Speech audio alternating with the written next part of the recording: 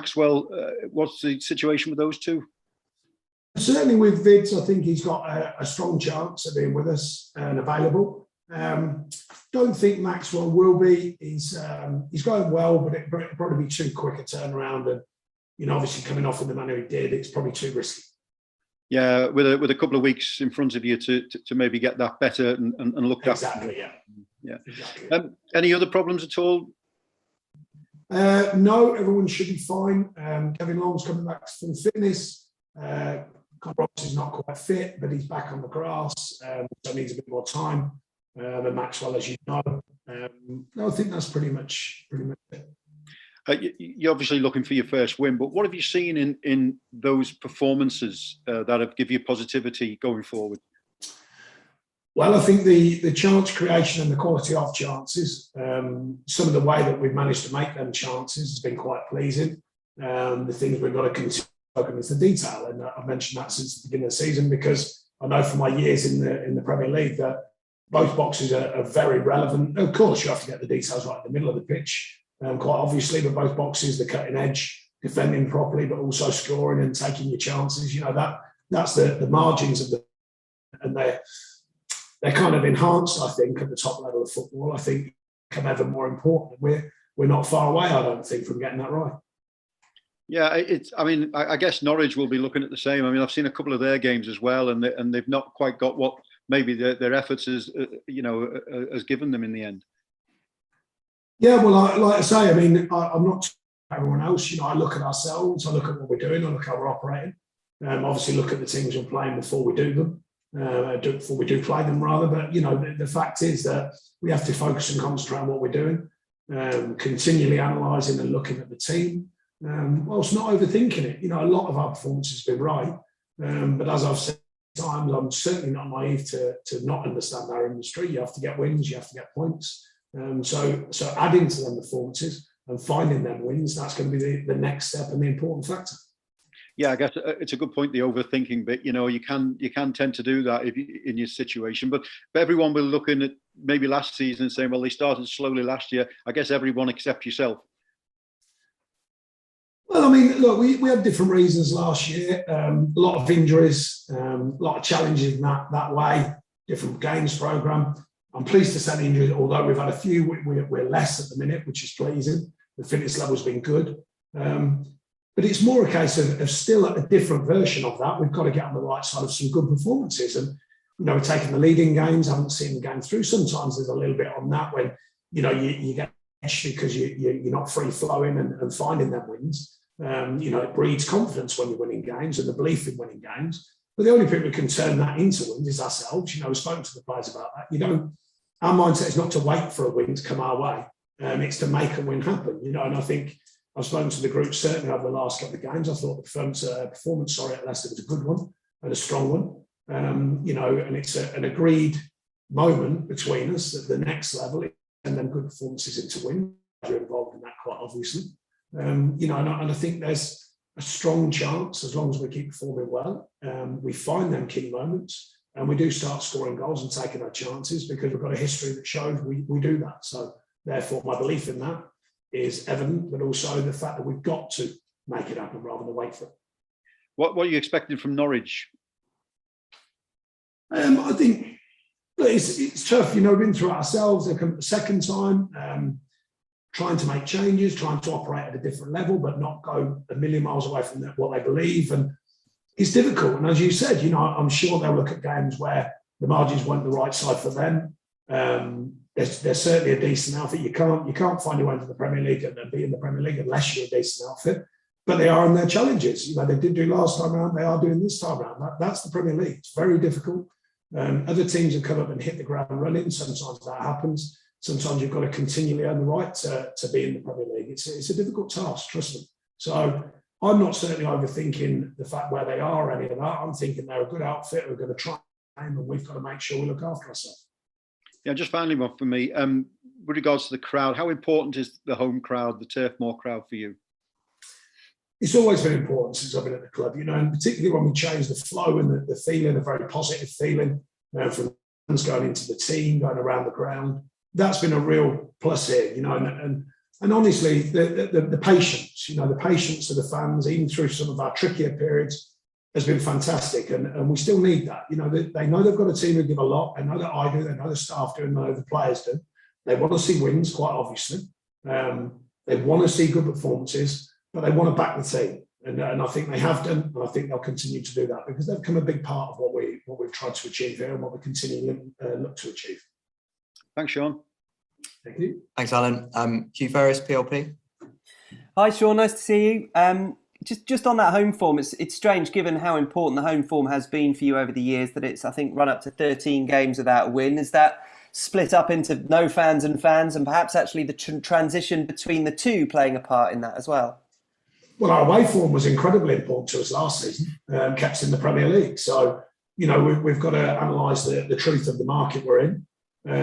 For sure, you want your home form to be at least decent because you want your fans to be on. You want that feel-good factor. But where you get your points from and making points and making it happen, that's the key to it. And we showed that last season. So can you have good runs away from home and at home in the Premier League? We've had both. So I certainly don't overthink that.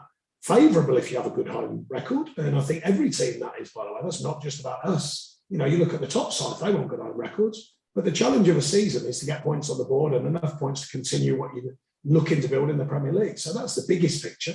But do we want to correct it for our home fans? Of course, like any home team would.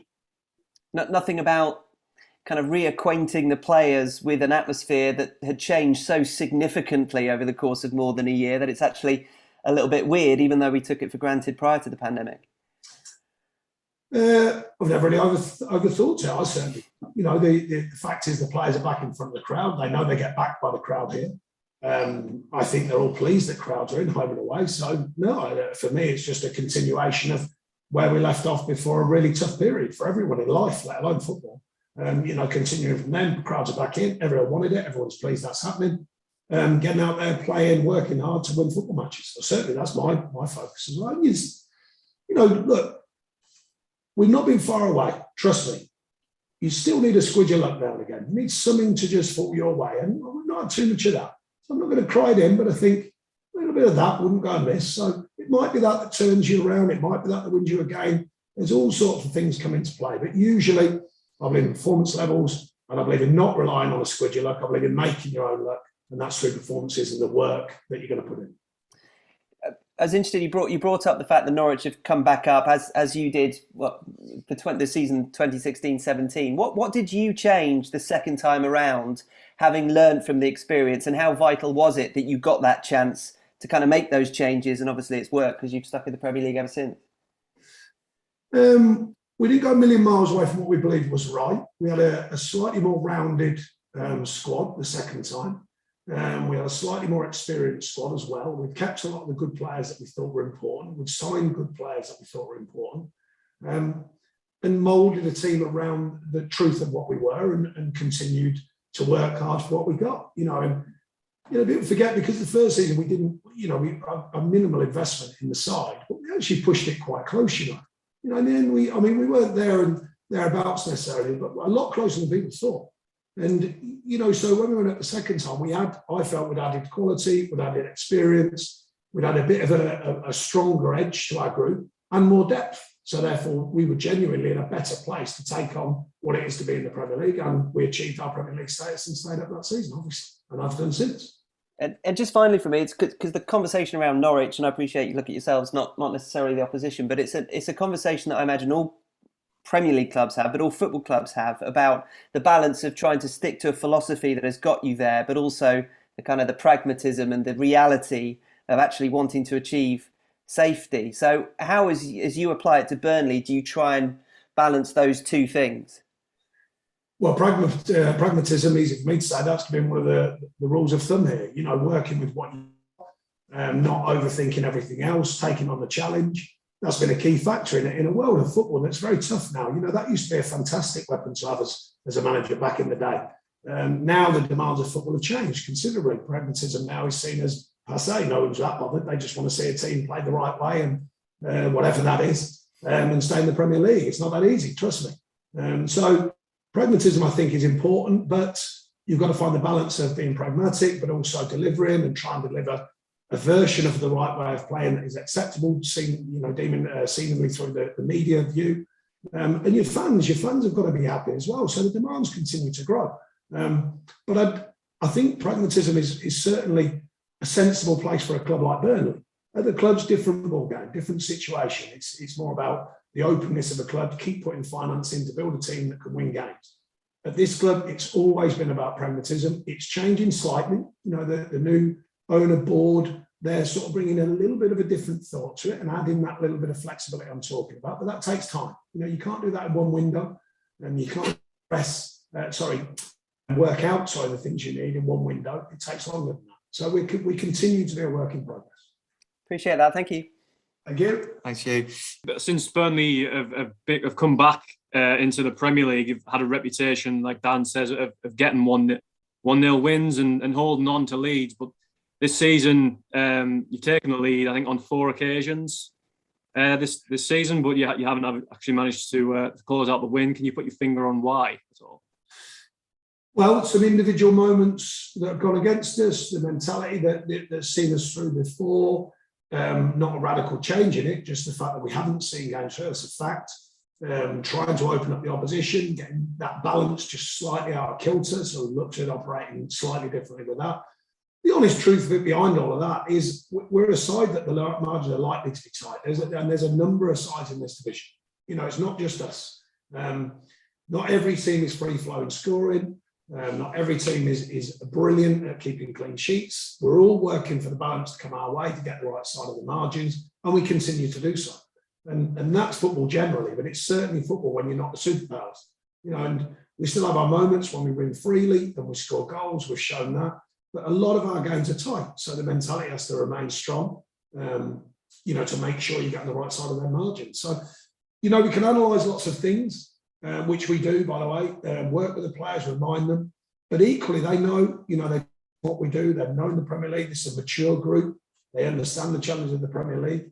So equally, there's a trust in the players as well to understand their performances. And I think that we do that well here, find that balance of guided discoveries they used to go at the FA courses. How much are you pushing, but how much are you pulling away and trusting the players? And we try and find that balance. And I think we find it well. Mm-hmm. But actually, Ben Mee was saying earlier that he thinks you've been in the opening games of this season a little bit more open throughout the team. Is that something you would agree with? And is that like a conscious sort of decision this season? Well, trying to find the flexibility to what you were actually mentioning. You want to create more chances and score more goals. We have factually created more chances. Whilst doing that, you want to keep the back door locked, obviously, and we've factually just conceded a couple of more chances on average as well. So there's the balance. You open up one end, you've got to keep the other end closed. Not that easy. And the best teams do it, the really top teams. And we're always searching for that balance. A lot of it's simple stuff. Giving the ball away too easily, transition can hurt in the Premier League. It's a big part of, countering the counter now. That's been a big thing over the last certainly 3, 4, 5 years. It's always been there, but the detail on transition, the movement of the team on transition, the focus to get back in shape if you're defending or to break if you're attacking, and seeing the picture quickly. They're all the things that the modern Premier League player is good at, seeing the picture quickly and reacting quickly. And the superstars are absolutely fantastic at it. You see it every week where the real big teams, they turn over the ball, they shift it quickly, they're already attacking you because they see the picture quickly. And that comes with experience, it comes with quality, it comes with energy, it comes with organisation, and you've got to wrap it all together and get it right. The thing I remind you of is that I know our team, I know the Premier League well. We're not far away. But there's a kind of a gap between saying you're not far away and actually delivering. And I think that's the gap that we've got to close up by our performances, by our mentality towards it, whilst reminding the players it comes around very quickly. We've done it in previous seasons when we've had tough spells. We're going to have to go out and do it again. And go and make it happen. I keep reminding them, go and make it happen. Don't wait for someone else to give you anything, because they don't in football. It waits for no one. You have to go and make things happen. Thanks. All the best this weekend. Thank you. Thank you. Finally, Alex James, please. Afternoon, Sean. Afternoon. Just circling back to the injuries, forgive me if you missed it at the start. Jay Rodriguez, is he still out at the moment? Sorry, Alex, you're right. Always miss one. Jay, yeah, he's back on the grass today with the physios, but has got a chance of being back involved. Good shout. And Dale, but it's a longer term. But Dale's making good progress. And I know you're not one for sort of timescales, but with Max's injury, is it not as serious as you thought? Are we talking days, weeks, months? Yeah, it's a better version of what we thought, so that's good news. And would you expect him not to go away on international duty, partly due We to injury? don't have the jurisdiction over that now. The international scene does that. So whether you're injured or not, they can still call the player up, check them with their cells, if you like. So we'll be governed by the processes that are in place. And I guess that's what's happened with Connor Roberts, isn't it? Because he's in the Wales squad. You mentioned earlier he's perhaps not quite fully fit, but they've seen fit to call him up. Yeah, like I say, that goes out of our hands, not of our domain. That's in theirs. Cool. You've always mentioned sort of about staying calm, and that adage of treating triumph and disaster as the same and remaining sort of level-headed. Is that a sort of skill you've developed or learned, or has that always been your sort of psyche going back to when you were a player, or do you apply that to sort of all aspects, or have you sort of learned? Yeah, I mean, I certainly don't use them words, but the concept of the balance of the successes of your career and the challenges, then I certainly think I've been pretty level throughout that. Learned a lot through my playing career about that, the ups and downs, the ins and outs, into my coaching career, my management career. And it's just really, I'm a bit like that anyway. I'm pretty, not much overwhelmed with my life. It's actually a bad trait. I think, I can be underwhelmed by things that you should be overwhelmed by, to be honest. But that's the character that I am. That's who I am. I'm pretty authentic with that. I've got used to it. So I stay pretty balanced about most things. But there are certain things that agitate me. But generally speaking, I stay pretty balanced about most things. I'll try and avoid being one of those things that agitates you. Impossible task. You work in the media. Kidding me? That was a joke for everyone there. I'm only joshing. Dan will tell you that. Beardy will tell you that. I'm only joshing. I get on very well with all of you people. Approaching 9 years in charge, and we touched on the 400 game thing as well. In some ways, with the new ownership and sort of the way things are moving on and off the pitch at Burnley, is there a sense of a little bit of a, maybe not a new era, but things sort of shifting a little bit, and it been an exciting time despite the sort of longevity you've been at the club? Too early to say. A lot of changes around the ground, in the offices, a lot of changes to the thought moving forwards, but it's too early to say. There's an energy to what they want to do, but it takes time. Changing football takes time, and I think that they are believers in that. They do understand that, and the processes that we have to go through, especially, for example, on the recruitment side. There's been a lot of noise about that over the years, and that's going to again this year. They're well aware. Trust me, we've spoken it through, and they're aware. I don't need to tell them or preach to them. They understand it takes time. To continually recycle a squad and move it forward takes time. It takes money. It takes organisation. It takes scouting, recruitment. It takes alignment. All of them things. But that's only one example of the club. There's many other things that they're changing or looking to change, and it takes time for it to all bring a new formula that can work. And they're understanding of that. They're all top business minds from different walks of life as well as football, so they're well aware of it. Has that been beneficial to have that sort of business side of experience as well? You mentioned there, like, as you say, from across various sort of spheres, to have an outside view of things and how things could evolve. Well, to be honest, the outgoing owner and board, they're very successful business people as well. So I'm not suggesting one or the other. I just mean that they've brought their version of that in, their version of business knowledge, their version of how they want the club to run and move forwards.